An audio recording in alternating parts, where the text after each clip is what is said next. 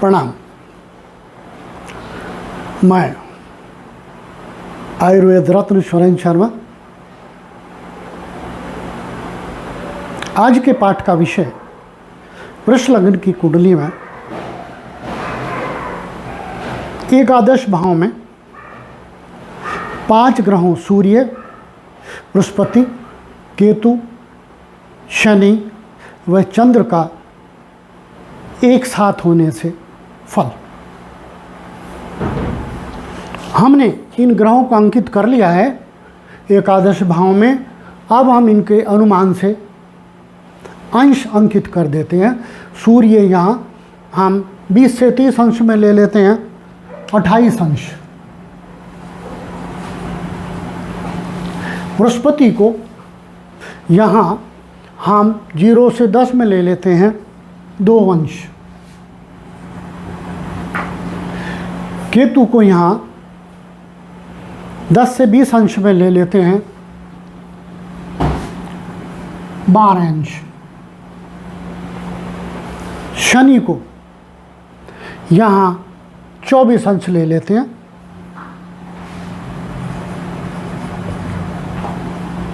और चंद्रमा को यहाँ हम 26 अंश ले लेते हैं।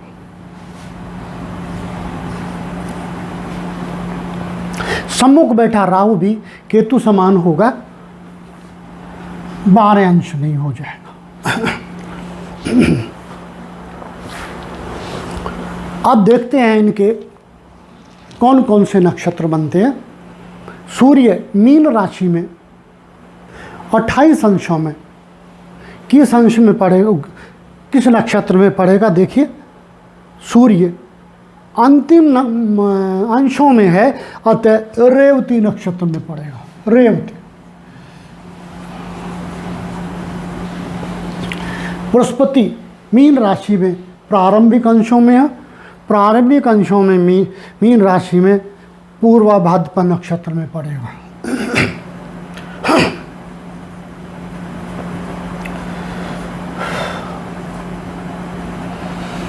केतु 12 अंशों में मीन राशि में उत्तरा भाद्रपद नक्षत्र में पड़ेगा, क्योंकि 3 अंश 20 कला से लेकर के 16 अंश 40 कला तक उत्तरा भाद्रपद नक्षत्र है।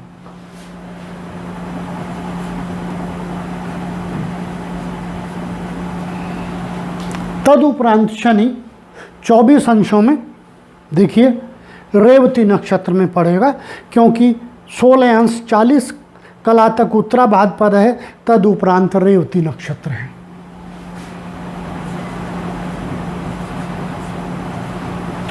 चंद्रमा भी वहीं रेवती नक्षत्र में ही पड़ेगा।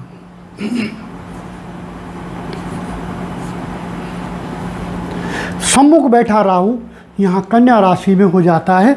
कन्या राशि में राहु 12 अंशों में, देखिए कहाँ पर पड़ेगा, 12 अंशों में हस्त नक्षत्र में पड़ेगा, क्योंकि कन्या राशि में 10 अंशों तक उत्तरा फाल्गुनी नक्षत्र है, तदुपरांत हस्त नक्षत्र है।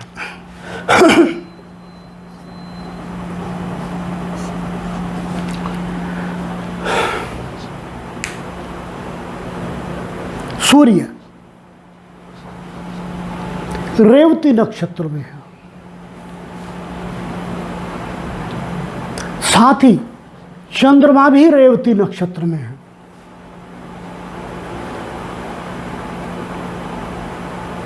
चंद्रमा सूर्य के बहुत नज़दीक है। चंद्रमा की रोशनी या चंद्रमा का तेज लगभग सूर्य ने प्रचुषित कर लिया है। चंद्रमा में बल नहीं है वहाँ। व्यक्ति की स्वभावतः राशि जिसे हम कहते हैं, क्योंकि चंद्रमा यहाँ बैठा है, मीन राशि बनती है।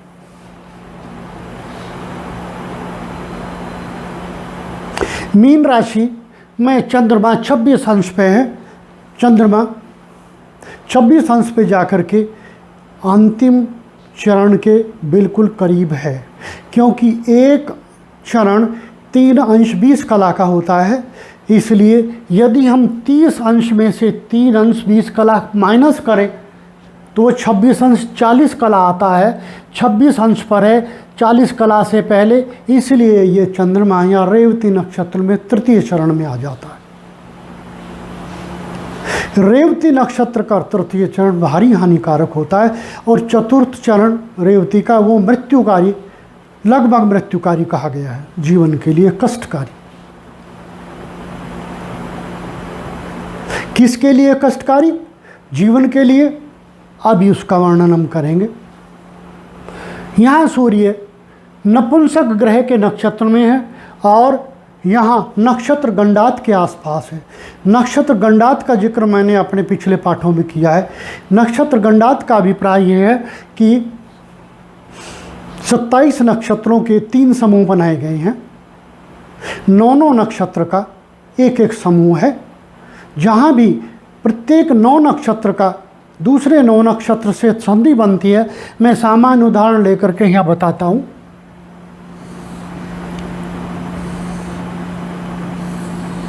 यहाँ से लेकर के इस जगह से यहाँ तक 9 नक्षत्र हैं, यहाँ भी 9 नक्षत्र हैं, यहाँ से यहाँ तक, और यहाँ से यहाँ तक यहाँ भी 9 नक्षत्र हैं।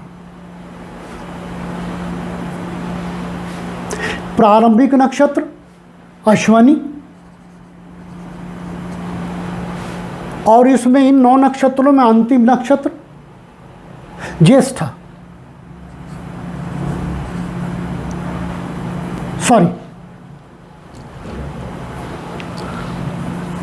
श्लेषा। इस समूह में प्रारंभिक नक्षत्र मघा,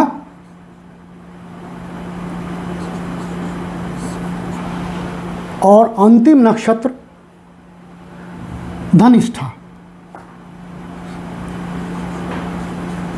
ज्येष्ठा, ना कि धनिष्ठा, सॉरी। अंतिम नक्षत्र इस समूह में ज्येष्ठा, क्यों? इसके अंदर सब बीच में 7 और आ जाते हैं।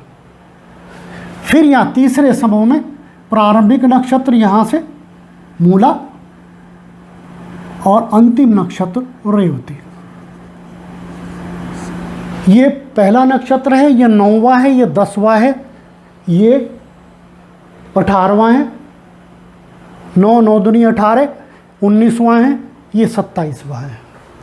इस प्रकार से हम देखते हैं यहाँ 3 नक्षत्र गंडात बनते हैं।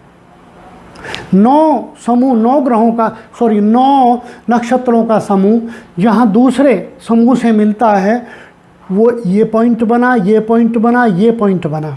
क्रिटिकल ज्योतिष का विषय है ये, एकदम सामान्य योग से परे है। ये बहुत गहरी बातें हैं, यदि इनको हम समझ लें तो बहुत आसानी से हम अपनी कुंडली के भी फलों की गणना कर सकते हैं।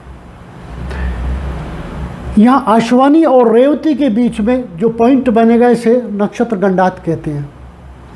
रेवती के अंतिम चरण के पास, अश्वनी के प्रारंभिक चरण के पास, ये पहला नक्षत्र गंडात हो गया। यहाँ दूसरा नक्षत्र गंडात, तीसरा नक्षत्र गंडात। इसमें अश्वनी के पहला चरण फर्स्ट, और रेवती का अंतिम चरण फोर्थ। भारी कष्टकारी होते हैं। ठीक इसी प्रकार से श्लेषा का अंतिम फोर्थ चरण, मगा का पहला चरण, ज्येष्ठा का अंतिम फोर्थ चरण, और मूला का पहला चरण। प्रारंभिक का पहला, समूह के अंतिम का फोर्थ। इस समूह का प्रारंभिक का पहला, लास्ट वाले का फोर्थ चरण। ये भारी कष्टकारी होते हैं। रेवती नक्षत्र के चतुर्थ चरण में पैदा होने वाला व्यक्ति आसानी से नहीं जीता है, बहुत कमज़ोर होता है, भारी कष्ट भोगता है। और ऐसे व्यक्ति का पिता, जैसा ज्योतिष कहती है, बहुत शीघ्र प्रभु को प्यारा हो जाया करता है। क्यों? ये कहा गया है, रेवती चरण के प्रथम चरण में पैदा होने वाला राजा,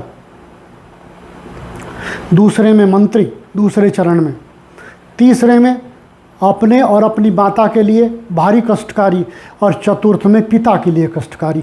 तो यहाँ देखिए, रेवती नक्षत्र के चतुर्थ चरण में चंद्रमा है, सॉरी तृतीय चरण में चंद्रमा है। चतुर्थ चरण का प्रारंभ हो जाएगा 26 अंश 40 कला से आगे। इसलिए ये चंद्रमा, इस सब को मैंने इस सब को समझाने के लिए ये सारी कहानी रची है कि रेवती नक्षत्र के चतुर्थ चरण से पहले, थोड़ा पहले तृतीय चरण में चंद्रमा है। इसलिए तृतीय चरण में चंद्रमा, एक चरण छोड़ के पहले ये व्यक्ति अपने जीवन के लिए बहुत कष्ट लेकर जन्मेगा अगर ऐसा व्यक्ति इस लगन में यहाँ जन्मता है, इस नक्षत्र में यहाँ जन्मता है। माँ भारी कष्ट पाए। कई बार तो ऐसा होता है कि बच्चा पेट में ही चला जाया करता है। ऐसी स्थिति इस नक्षत्र के तृतीय चरण में बनती है। ये इस कहानी को समझाने के लिए, मात्र इसको स्पष्ट करने के लिए ये सब मुझे सहारा लेना पड़ा, ताकि सभी को ये बात क्लियर हो जाए कि रेवती नक्षत्र, ये नक्षत्र गंडात के पास रेवती नक्षत्र के अंतिम चरण को हानिकारक क्यों कहा गया।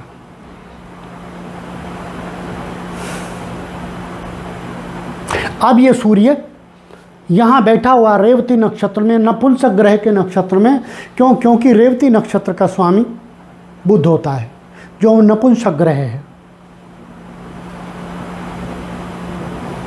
स्वास्थ्य के लिए बुरा नहीं है। क्यों? क्योंकि बुध सूर्य का मित्र है और यहाँ सुखों का स्वामी होकर के लाभ के घर में बैठा हुआ है। काफ़ी सुखकारी है, काफ़ी लाभकारी है सूर्य यहाँ अपने मित्र के नक्षत्र में है, बुध के।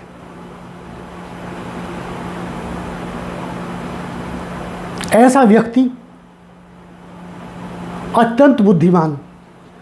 क्यों? क्योंकि सम्मुख से बृहस्पति, केतु और सूर्य 3 ग्रह, साथ में चंद्रमा भी 4 ग्रह या पंचम भाव को देखते हैं।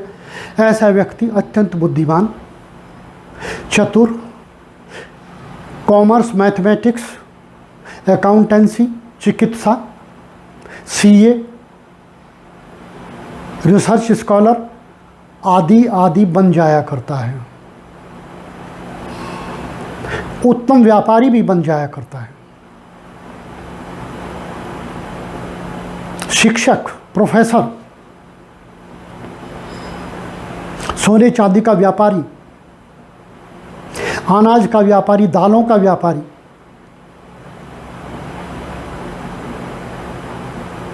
ऐसे कर्म कर लिया करता है और चलते हैं। परंतु साथ में शनि बैठा है जो सूर्य का शत्रु है, सामने से राहु देख रहा है, बली है, और चंद्रमा के नक्षत्र में, हस्त नक्षत्र का स्वामी चंद्रमा होता है, चंद्रमा की को भी पीड़ित किए हुए है, यहाँ सम्मुख चंद्रमा को पीड़ित किए हुए, और चंद्रमा मन और सुख का कारक होता है। ये सब तो इससे प्राप्त होंगे सूर्य, बृहस्पति और केतु की युति से। जितनी बातें मैंने कही है, जितने व्यवसाय लाभ कहे हैं, परंतु रात की नींद भी हराम होगी। वो राहु और शनि दोनों इसकी रात की नींद हराम रखेंगे। ये व्यक्ति आसानी से सो नहीं पाएगा, हर वक्त परेशान रहेगा। भले इसके पास व्यापार से कितना भी धन प्राप्त हो जाए, लेकिन ये दिक्कतों से गुजरेगा, तनाव से गुजरेगा, फ्रस्ट्रेशन से गुजरेगा। क्यों? क्योंकि पंचम भाव पीड़ित हो गया, बुद्धि का भाव भी है, मन का भाव भी है।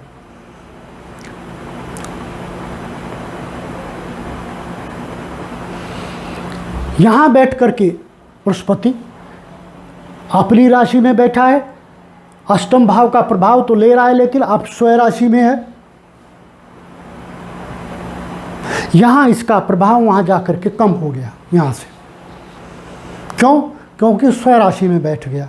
वह बात अलग है कि बृहस्पति की धनु राशि ही मूल त्रिकोण राशि होती है। जितना उत्तम फल ये धनु राशि में देता है, उतना उत्तम फल मीन राशि में नहीं देता। फिर भी अपने शत्रु मित्र सूर्य का सहारा लिए हुए है। शनि भी इसका मित्र है, बुरा नहीं है, शनि की इसकी कोई दुश्मनी नहीं है। परंतु सम्मुख बैठे राहु से पीड़ित होकर के चांडाल योग में चला जाता है।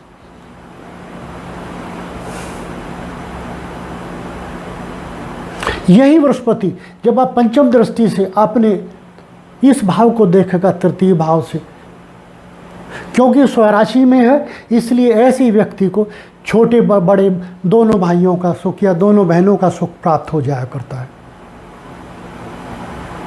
शनि स्त्री कारक है, सूर्य बृहस्पति पुत्र कारक है। बल किस प्रकार डील हो, ये संपूर्ण कुंडली अगर हमारे सम्मुख हो तभी स्पष्ट कर पाएं कि पुत्र कारक ज़्यादा रहेगा या स्त्री कारक ज़्यादा रहेगा। वह बात अलग है कि राहु यहाँ बैठ करके पुत्र प्राप्ति में बाधा तो उत्पन्न करता है, परंतु राहु पुत्र प्राप्ति कारक है। चंद्रमा की सम्मुख से दृष्टि को ज़्यादा महत्व नहीं रखेगी। क्यों? क्योंकि इसकी अपेक्षा और ग्रह अधिक बली है। चंद्रमा तो बिल्कुल अमावस्या के करीब है, इसकी अधिकतर तेज को सूर्य पी गया है। वैसे भी चंद्रमा बुध के नक्षत्र में, रेवती नक्षत्र का स्वामी बुध है, और चंद्रमा बुध के प्रभाव में जाकर के और पीड़ित हो जाता है। चंद्रमा और बुध में शत्रुता है, इसलिए चंद्रमा है उत्तम फलकारी नहीं है, पीड़ाकारी है, रोगकारी है, दिक्कतों को लिए हुए है। तृतीय होकर के एकादश भाव में है, दोनों भावों को की पीड़ा ले रहा है।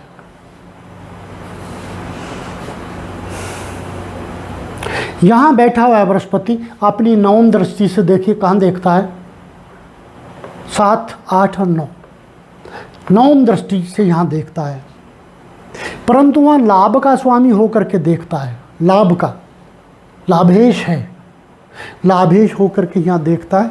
तो ऐसा क्योंकि राहु का पंचम पर प्रभाव है और भाग्येश शनि है, शत्रु अपने शत्रु से पीड़ित है, सम्मुख राहु से पीड़ित है।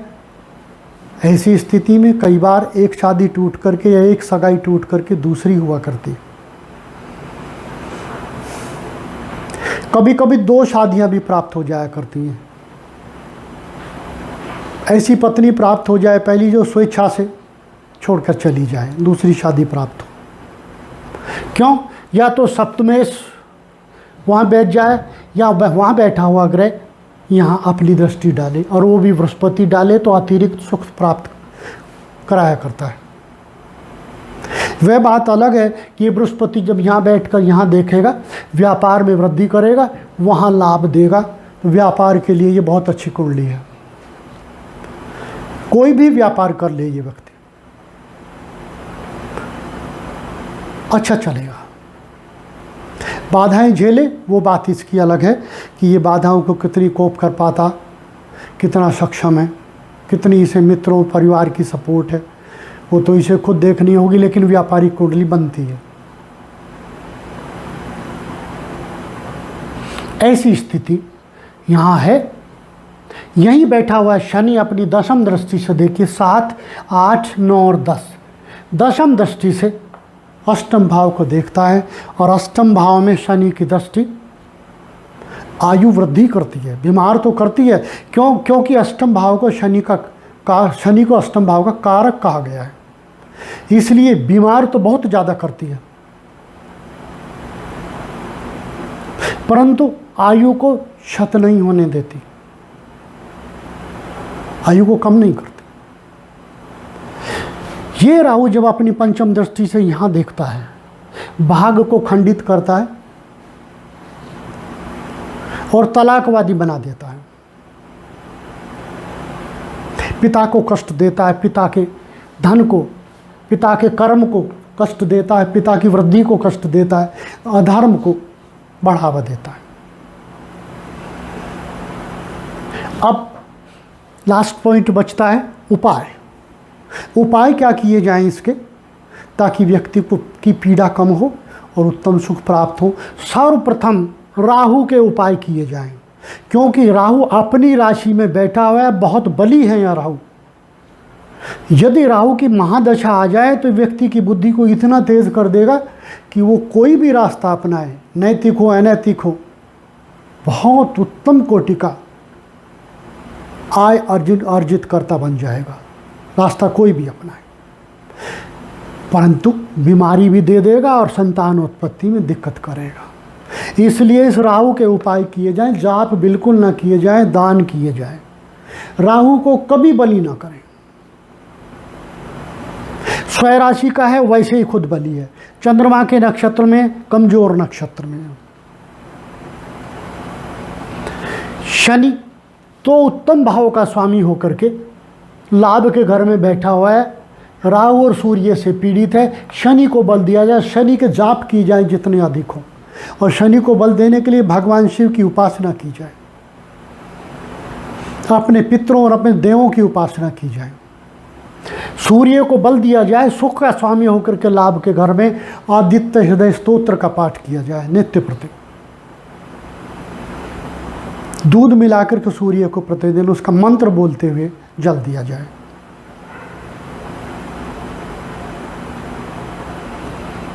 नग अगर धारण करना हो तो यहाँ नग सिर्फ माणिक बनता है। सुखों का स्वामी होकर सूर्य लाभ के घर में है, इसलिए यदि सूर्य का नग पहनेगा तो ये भाव बली होगा, सुखों में वृद्धि होगी, माता के सुख में वृद्धि होगी, घर और मकान के सुखों में वृद्धि होगी, वाहन आदि के सुख में वृद्धि होगी, और जितने भी परिवार के सुख में हैं उनमें वृद्धि होगी। परंतु माणिक तभी धारण करे कि उसको सूर्य के मंत्रों से अभिमंत्रित कर लें, और ध्यान रहे एक बार पहना गया नग हमेशा के लिए अमर नहीं होता, उसमें हर वर्ष या हर 6 माह में प्राण डालें, उक्त के मंत्र से उसे अभिमंत्रित किया करें ताकि नियमित रूप से उसमें बल बना रहे। इस प्रकार से आज का पाठ पूर्ण होता है। आशा है आपको भाया होगा। यदि भाया हो तो आप इस चैनल को लाइक और सब्सक्राइब करें। और मैं ऑनलाइन ज्योतिष की एडवाइस करता हूँ। किसी को अपनी कुंडली एनालाइज करानी हो, व्यवसाय से संबंधित कुंडली के आधार पर कोई परामर्श लेना हो, आदि आदि उपाय से संबंधित, तो मैं ऑनलाइन एडवाइस करता हूँ। आप चाहें तो संबंध व्हाट्सएप से मैसेज दे करके संबंध कर सकते हैं, जानकारी कर सकते हैं। प्रणाम।